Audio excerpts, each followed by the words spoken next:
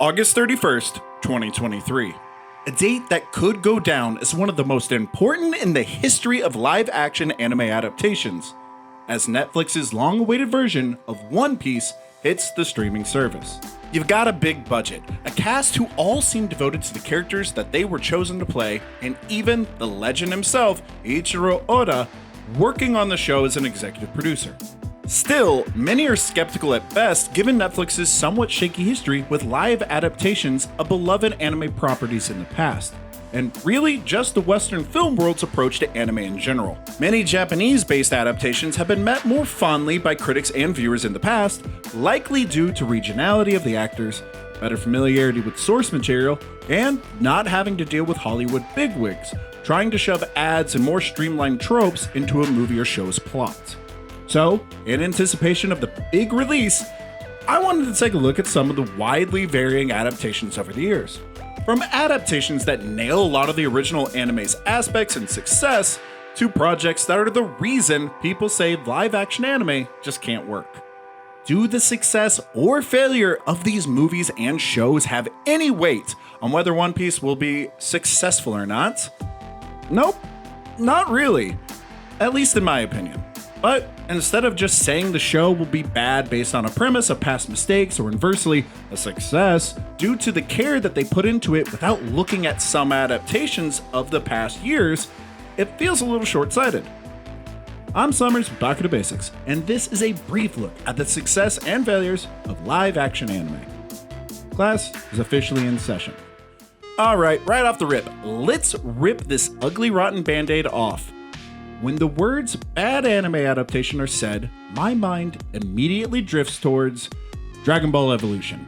Now, imagine this was your first introduction to one of the most popular franchises in the world, especially when you consider anime's rise of popularity in the West. If your big sticking point as to why One Piece will be successful is because the show has Oda at the helm, just remember that this movie had Dragon Ball creator Akira Toriyama serve as a writer. Now, a fair point to Toriyama is that he later revealed he was terrified after seeing the film, and that he wasn't allowed to have any creative input and all of his suggestions were denied.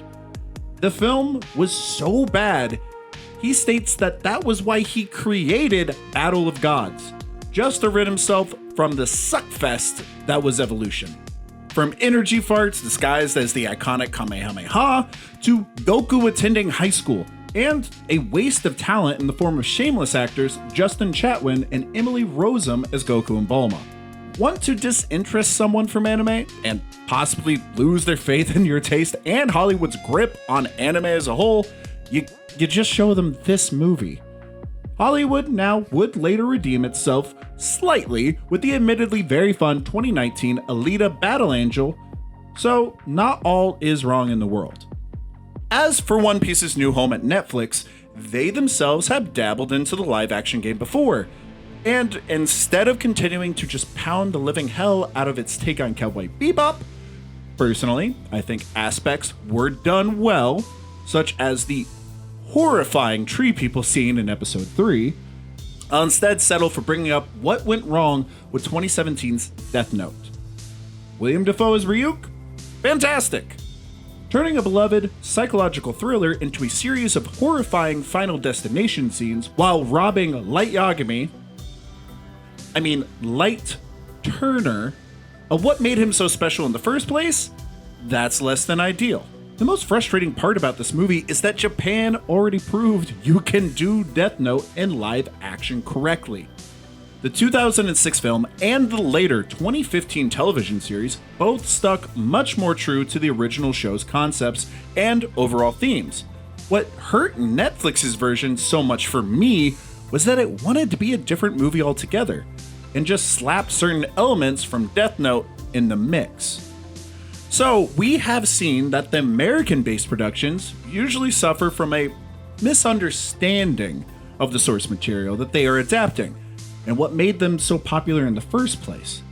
Not to say, of course, that every Japanese-held adaptation was a monumental success either, but in these cases, it's usually much more easier to see where the complaints are about these films and shows. Gantz and Ouran High School Host Club both would have greatly benefited from just longer run times, most likely as episodic TV shows than one-sitting movies.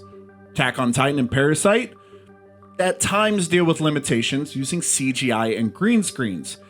They don't fully convey just how frightening the original concepts were.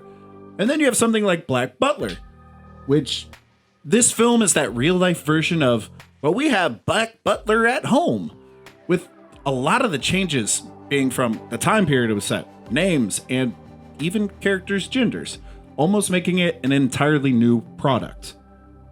Now, it probably feels like I'm mostly pointing out a lot of negative stuff and not focusing on anything successful about these adaptations, so let's quickly change that. Inuyashiki nails a lot of the non-battle centered segments that the original had, making you feel invested in these characters, with the action feeling like an added bonus.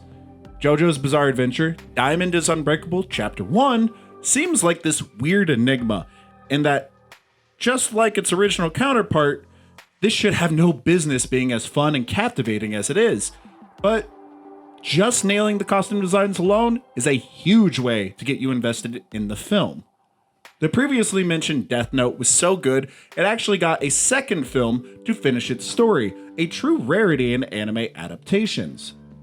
Your Lie in April still finds way to make you ugly cry, I Am a Hero nails a zombie film about as perfectly as you can, and hell, props to Netflix, they just released the live-action Zom 100 film. And while it changes plenty from its source manga and currently airing anime, they find a way to get you immersed into a zombie story more focused on breaking free and living out your life to the fullest. Also, the previously mentioned shows and films that have issues still have tons of fans of them. Probably not Dragon Ball Evolution, but it wouldn't surprise me if it's someone's guilty pleasure film. The whole point of this is to say, I have no idea if One Piece is going to be any good. Hell, some people likely already hate it, and even if it's a masterpiece, that won't be changing their opinions. No live-action adaptation is perfect. Recreating the wild worlds anime and manga exist in is just a Herculean task, but I think it's better than never getting to see them at all. Also, just speaking of live adaptations of beloved franchises, why the hell are we attempting Avatar again? If you enjoyed this somewhat long-winded talk about live-action adaptations, please be sure to give us a like, and if you haven't already, subscribe to the channel. We have been seeing insane growth over the past couple of months, and it's thanks to you viewers for supporting us. Also, comment down below, what's your favorite live adaptation film or TV series? I've been Summers with Baka to Basics, and I'll see you the next time class is in session.